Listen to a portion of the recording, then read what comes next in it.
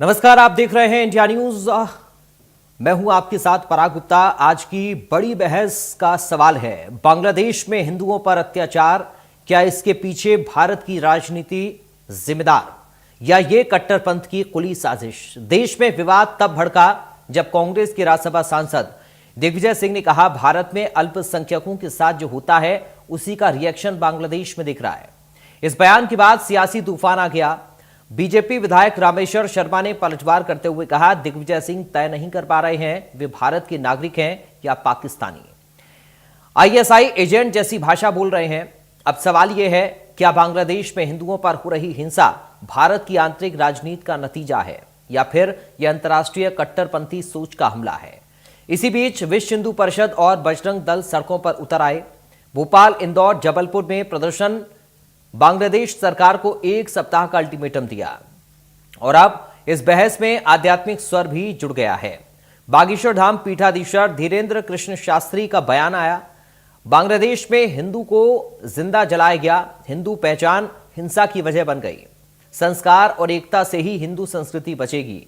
उन्होंने चेताया, अगर समय रहते नहीं जागे तो भारत में भी यही खतरा खड़ा हो सकता है। तो आज बहस के केंद्र में ये सवाल है कि क्या दिग्विजय सिंह का बयान अंतर्राष्ट्रीय मंच पर भारत को कमजोर करता है या फिर वे एक असहज सच्चाई की ओर इशारा कर रहे हैं। क्या हिंदुओं पर हो रहे अत्याचार सिर्फ मानव अधिकार का मुद्दा है या राजनीतिक हथियार बनता जा रहा है। आज इसी मुद्दे पर होगी चर्चा, लेकिन उससे पहले सुनिए राजनीतिक बयानबाजी। देखिए, बांग्लादेश में जब से इस प्रकार का जो आंदोलन होकर सरकार बदली है, वहाँ वो सारे तत्व हैं जो कि धार्मिक उन्माद फैलाकर राजनीति करते हैं, जिनका विरोध शेख हसीना करती थी, जिनका विरोध शेख मुजीब साहब ने किया था। ये जो हालात हमारे देश में हैं, यहाँ वही धर्मांध फैलाने वाले कट्टरपंथी ताकतें जो हैं, जिस प्रकार से अल्पसंख्यक समुदाय के खिलाफ जो कार्रवाई कर रहे हैं, वही रिएक्शन वहाँ पर उस प्रकार का हो रहा है। हम बांग्लादेश में जो हमारे हिंदू भाइयों के साथ हो रहा है, ईसाइयों के साथ हो रहा है, उसकी घोर निंदा करते हैं और वहाँ के राष्ट्र जो हमारे वहाँ के प्रमुख हैं, देश प्रमुख हैं मोहम्मद यूनुस साहब, जो कि अपने आप में एक बड़े अर्थशास्त्री हैं, उनको तो इस मामले में सख्त कार्रवाई करना। दिग्विजय सिंह का जो पागलपंथ है वो इस बात का प्रतीक है कि जब भी भारत पर हमला होता है तो दिग्विजय सिंह आतंकवादियों के साथ होते हैं। जब भी हिंदुओं पर अगर बांग्लादेश में अभी हमला हो तो दिग्विजय सिंह को हिंदुस्तान की घटनाएं याद आती हैं। मैं दिग्विजय सिंह जी से पूछना चाहता हूं कि हिंदुस्तान में मुसलमानों के ऊपर कौन सा हमला हुआ, हिंदुस्तान में मुसलमानों के ऊपर कौन सी आगजनी हुई। आखिर आप ये कहना चाहते हो कि बांग्लादेश में हिंदुओं के घर जलाए जा रहे हैं, वो इसलिए जलाए जा रहे हैं कि हिंदुस्तान में मुसलमानों के घर जलाए गए। अरे दिग्विजय सिंह, आप राज्यसभा के मेंबर हैं, मध्य प्रदेश के भूल से 10 साल मुख्यमंत्री रहे, आप अभी तक भी नहीं सुधरे। आज भी आप पाकिस्तान और आईएसआई के एजेंट के रूप में काम करते हैं। हम दिग्विजय सिंह और कांग्रेस से हाथ जोड़कर प्रार्थना करना चाहते हैं, कम से कम हिंदुस्तान की नमकता का तो ख्याल रखो। हिंदुस्तान की नागरिकता का ख्याल नहीं है तो हिंदुस्तान की नमकता तो ख्याल रखो। हिंदुस्तान में कोई भी मुसलमानों को या किसी को नहीं सताया जाता। हिंदुस्तान बाबा साहब अंबेडकर के संविधान के अनुसार चलने वाला देश है, लेकिन बांग्लादेश में मंदिर जलाए जा रहे हैं, गुरुद्वारे जलाए जा रहे हैं, हिंदू नौजवानों को सरेआम चौराहे पर खड़े करके आग लगाया जा रहा है, बेटियों के साथ बलात्कार हो रहा है, और इसके बाद भी आप बांग्लादेश के मुसलमानों के साथ बोल रहे हो। इसका मतलब दिग्विजय सिंह और कांग्रेस हिंदुओं का सत्यानाश चाहती है। बांग्लादेश में परसों हिंदू को जिंदा सड़क पे जलाया, चौराहे पर, बांग्लादेश में। क्यों जलाया? क्योंकि वो हिंदू था। यदि तुम आज नहीं जगे, तुम भी भारत में जलाए जाओ। हमारी प्रार्थना है, तुम अपने बच्चों को कार, व्यापार देकर मरो या ना मरो, संस्कार देकर मरना। संस्कार रहेंगे तो तुम्हारे बच्चे कार, व्यापार सब खरीद लेंगे, पर संस्कार नहीं रहेंगे ना, हिंदुत्व नहीं रहेगा ना, हिंदुस्तान की संस्कृति नष्ट हो जाएगी।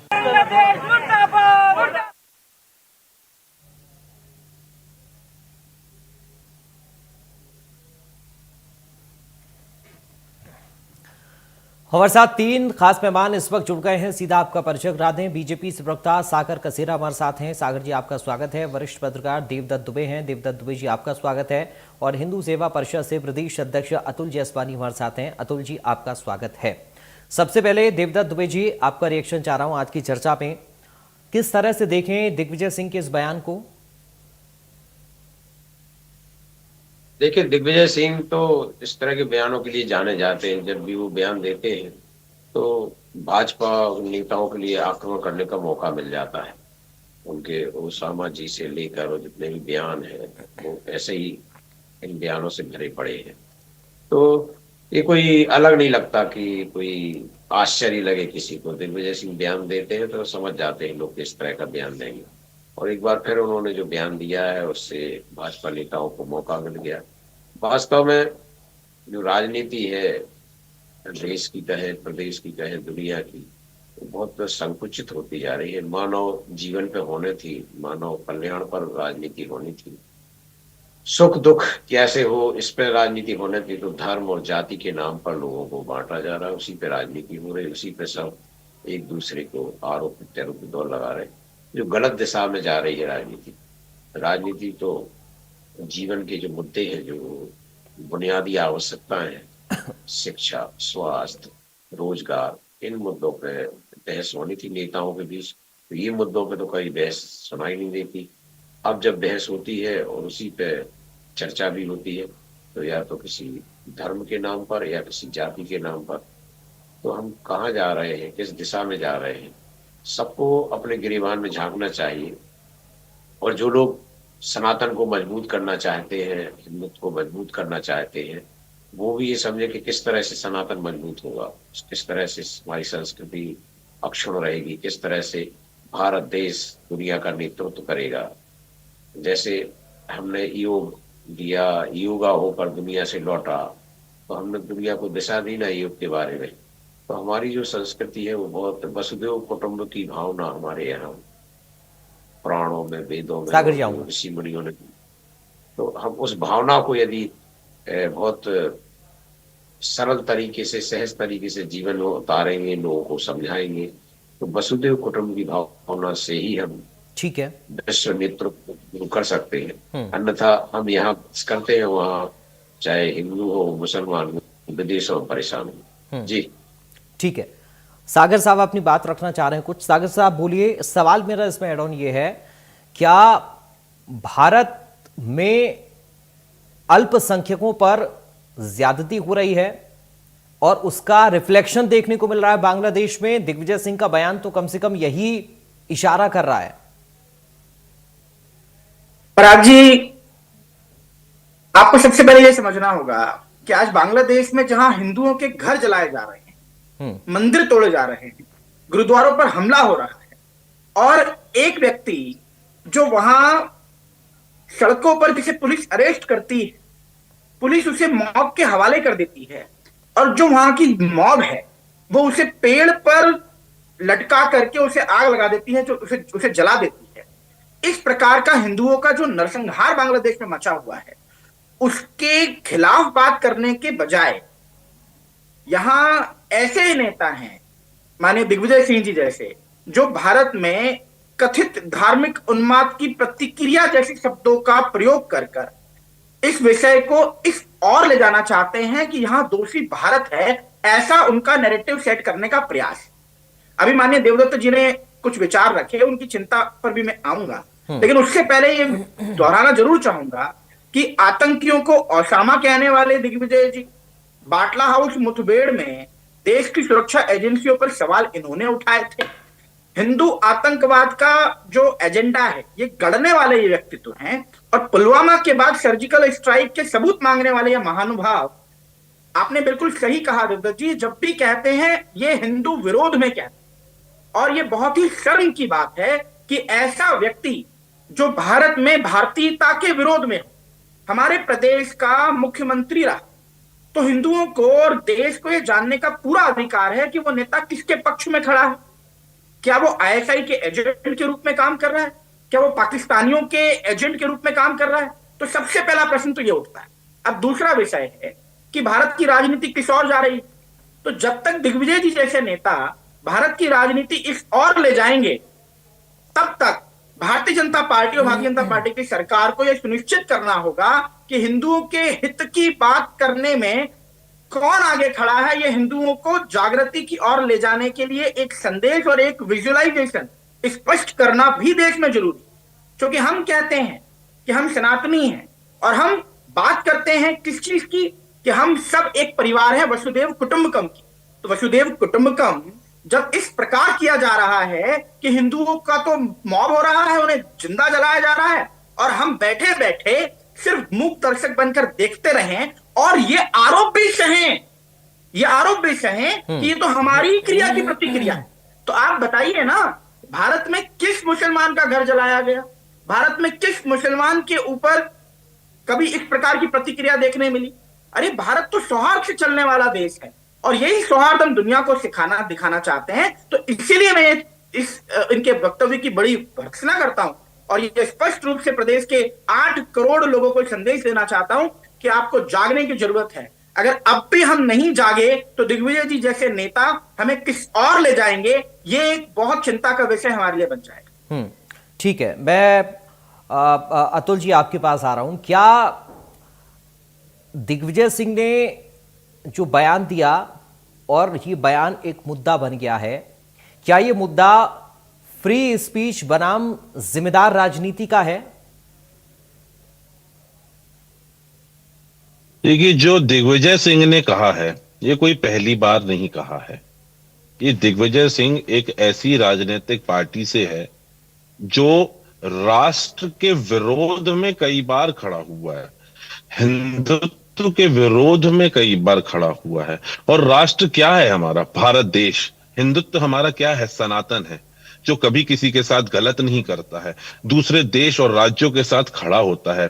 और जब से सत्ता गई है इस पार्टी की, तो उनके 2 से 4 नेता ऐसे बौखलाए हुए हैं कि वो सोचते हैं कि हमारा मुस्लिम तुष्टीकरण का मुद्दा जो है वो कायम रहे, जबकि मुस्लिम समुदाय भारत का समझ चुका है कि जो आज ये पार्टी भारतीय जनता पार्टी कार्य कर रही है वो राष्ट्र के विषय में कार्य कर रही है, वो राष्ट्र को विचार में रखते हुए कार्य कर रही है। और बांग्लादेश में जो घटनाएं निरंतर होती आ रही हैं, आज ये पहली घटना नहीं है। जो दीपू युवक की जो हत्या हुई है, इतनी निर्मम हत्या हुई है, इस पर उनको सांत्वना तो नहीं दी गई, उनका विरोध बांग्लादेश का तो नहीं किया गया, पर यहां पे अपनी राजनीतिक रोटी सेकने में वो पीछे नहीं हट रहे हैं। पर दिग्विजय सिंह और उनकी पार्टी को ये मालूम होना चाहिए कि ऐसे में वो अपने हिंदू वोट भी खो रहे हैं और मुस्लिम वोटर भी बेवकूफ नहीं है, जो भारत देश में रह के राष्ट्र के बारे में विचार करते हैं,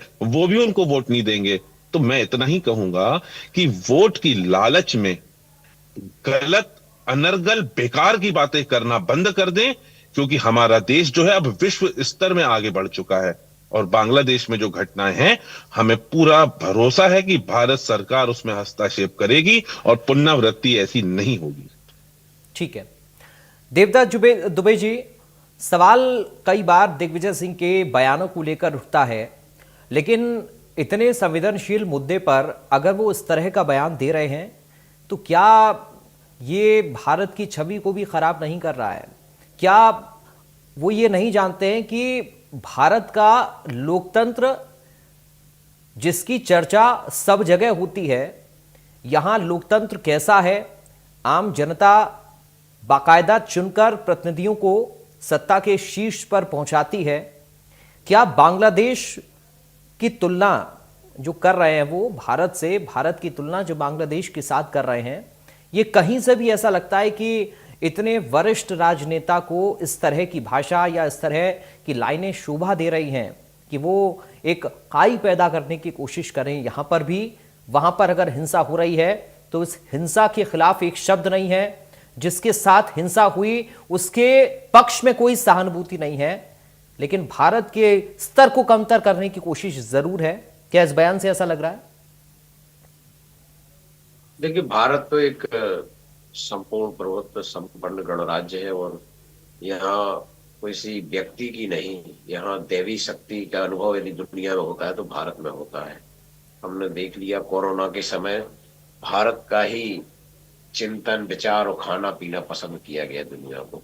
कोई एक व्यक्ति कोई बयान देता है, उसकी क्रिया की प्रतिक्रिया भी होती है। मुझे लगता है सनातन या हिंदुओं को धन्यवाद भी कई बार देना चाहिए कि दिग्विजय सिंह के बयानों से एक जागरूकता और एकजुटता भी आई है लोगों में। तो लेकिन उनका कई बार बयान, वो स्वयं में बड़े सनातनी जीवन जीते हैं, वो किस संदर्भ में पॉलिटिक्स के तहत देते हैं, कैसा देते हैं, क्योंकि कुछ लोग विदेशों में जाके भारत की बुराई करते हैं। तो ये तो एक तरह से परंपरा हो रही है कि हम कहाँ चमकेंगे। दुनिया तो भारत के पीछे पड़ी है, पीछे दिखानी चाहती, लेकिन भारत की शक्ति अद्भुत है, उसको कोई नहीं कभी। और ये नोट कर लीजिए कि भारत ही दुनिया में विश्व गुरु बनेगा, वो किसी नेता, किसी पार्टी की दम पर नहीं। उसके यहाँ जो ऋषि मुनियों का दर्शन है और वर्तमान में जो संत समाज जागरूकता ला रहा है, जो तप चल रहे हैं देश दुनिया के कोने कोने में, वो शक्ति जो अदृश्य शक्ति है वो भारत को दुनिया का सिरमौर बनाएगी। कुछ लोग बयान दे के जरूर कोशिश करेंगे, लेकिन उससे कोई सफल होने वाला नहीं है, क्योंकि वो जो शक्ति है वो नियंत्रित होने वाली नहीं है किसी के घटनाक्रमों से। वो एक अलग शक्ति है जो हमने कई जगह पढ़ी, सुनी, देखी है। और ये तो राजनीति है, तो बयान तो उनको देना है। यदि भाजपा हिंदुत्व की बात करेगी तो उनको उसके खिलाफ जो वोट है उनको अपनी तरफ करना है। तो आप इसके नतीजे भी देख लीजिए कि यदि भ्रमित रहे और कुछ तुष्टीकरण की किया तो क्या दशा हुई। एक समय देश में कांग्रेस का टिकट यानी जीत तय मानी जाती थी कि टिकट मिल गया, जीत गया प्रत्याशी। और आज क्या स्थिति है, कितने 2-4 राज्यों में सिमट के रह गई। देश में 100 सांसद हैं, कैसी स्थिति की। कई राज्यों में तो 20-20, 25-25 साल हो रहे जहां चौथे नंबर की पार्टी बनी। उत्तर प्रदेश जैसे बड़े राज्य में जहां से वो प्रधानमंत्री उम्मीदवार देती थी। तो प्रकृति में न्याय व्यवस्था है, जो करेगा जैसा करेगा। यदि वर्तमान दल भी गलत करेगा तो भविष्य उसका भी ठीक नहीं रहेगा। तो आज जो परिस्थितियां हैं, मैं कहता हूं कि इसको व्यक्तिगत इस पर नहीं तोलना चाहिए, इसको समग्र भारतीय दर्शन के आधार पर देखना चाहिए। तो हमारा दर्शन बड़ा अद्भुत है, हमारी चेतना शक्ति बड़ी अद्भुत है, हमारे जो अंदर एक आत्मबल है वो किसी के कहने, वो कोई ऐसा नहीं है कि आपने उंगली दिखा दी तो कुमड़ बतिया सड़ जाए, कुमला गिर जाए, ये नहीं है। हमारे यहाँ तो कोई भी आप प्रयास कर लो वो सब निष्प्रभावी होंगे। बस सब प्रभावी वही होंगे जो इस देश की चिंतन परंपरा को मजबूत करते हैं, जो सनातनी परंपरा को मजबूत करते हैं, क्योंकि हम ही हैं जो दुनिया में ठीक है विश्व बंद बात करते हैं। हम नहीं किसी देश पे आक्रमण करते हैं, ना कभी किसी पे बचाव में जब हम करते हैं तो भले ही किसी देश का कितना भी नुकसान हो। तो हमारी परंपरा बहुत अलग है। ठीक है सागर जी, क्या कांग्रेस पार्टी को एक स्पष्टीकरण देना चाहिए इस बयान पर, या फिर कांग्रेस को लग रहा है कि नहीं ये बयान ठीक उन्होंने दिया, ये आधिकारिक स्टैंड हो सकता है, इसमें कोई कांग्रेस पार्टी को आपत्ति नहीं होगी? देखिए, मुझे नहीं लगता कि इस विषय पे कांग्रेस को कोई आपत्ति होगी, क्योंकि अभी माननीय देवदत्त जी शक्ति की बात कर रहे थे कि सनातन की अद्भुत शक्ति है, लेकिन माननीय राहुल गांधी जी का तो ऑफिशियल वक्तव्य है कि वो तो शक्ति के खिलाफ लड़ना चाहते हैं। उन्होंने कहा था कि हम शक्ति के खिलाफ लड़ रहे हैं। तो ये देश पूछना चाहता है, आप किस शक्ति के खिलाफ लड़ रहे हैं? जो माननीय देवदत्त जी बताना चाहते हैं, भगवान श्री राम की शक्ति, कृष्ण की शक्ति, भगवत गीता की शक्ति और सनातन संस्कृति से जो शक्तियां आती हैं उसके खिलाफ लड़ रहे हैं। तो ये देश को स्पष्ट है और इसीलिए इनसे किसी को माफी की उम्मीद नहीं। और कांग्रेस का इतिहास गवाह है, इनके सहयोगी नेता खुले मंच से कहते हैं कि सनातन धर्म को रेडिकलाइज कर देना चाहिए। सनातन धर्म तो डेंगू मलेरिया जैसी बीमारी है, इसे खत्म करना चाहिए। और इस पर भी कांग्रेस का जो नेतृत्व है वो चुप रहता है, कोई निष्कासन नहीं, कोई इस बात का खंडन नहीं। स्वयं युवराज गांधी जी सनातन के विरोध में कई बयान दे चुके हैं, जैसे मैंने अभी आपको बताया। तो इतिहास गवाह है, कांग्रेस के शासन में भगवान राम को काल्पनिक बताया गया, हलफनामे उनके अदालतों तक पहुंचे, आज दिन तक राम मंदिर ये लोग दर्शन करने नहीं गए। तो मुझे किसी प्रकार की कांग्रेस से उम्मीद नहीं है। पूरी एंटायर कांग्रेस सनातन विरोध में खड़ी है, और देश इनका ये सनातन विरोधी चेहरा ठीक है। स्पष्ट रूप से देख रहा है, इनको पहचान रहा है कि ये अपने को जनेऊधारी बताते हैं, लेकिन कहीं से भी एक सनातन कहलाने लायक, सनातनी ठीक है। कहलाने लायक हाँ।